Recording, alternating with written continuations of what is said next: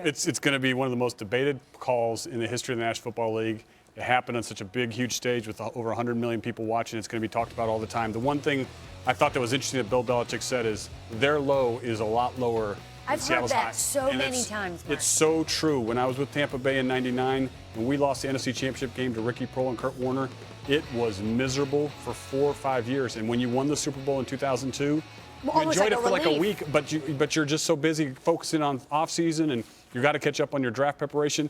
That just kind of happens and goes. But when you lose, it is a hard thing to ever get over as an organization. That being said, it's going to be a play that we get to talk about for a long, long time. The only way to change that is to change histories next year, is to get back there again, and that's a tough thing to do. And the criticism is warranted. I mean, he's standing up for a fellow member of his profession, and I understand that. And he also wants to make sure that his guys get credit for the play they made.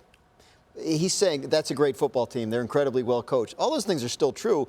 They still messed up the last play of the Super Bowl. I mean, that doesn't mean that Pete Carroll's not a good coach or that the Seahawks are not a good football team.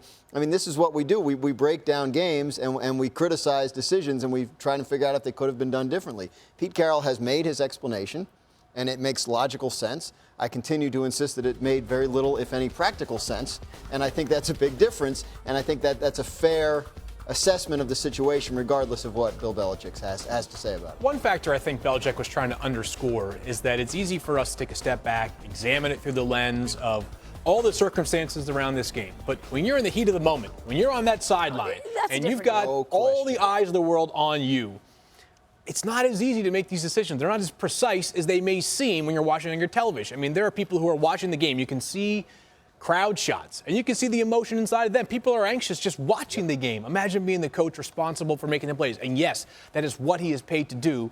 But coaches, they're imperfect. I think Pete Carroll's made it clear that they had this call for a reason, but at the same time, they understood the risk that came along with it, and worst case scenario happened. Well, yes, it did. That part we agree on. Whether they ran or passed, the Seahawks, keep this in mind, had issues in that area. They had the worst touchdown percentage from the 1 yard line of any team in the league since 2012.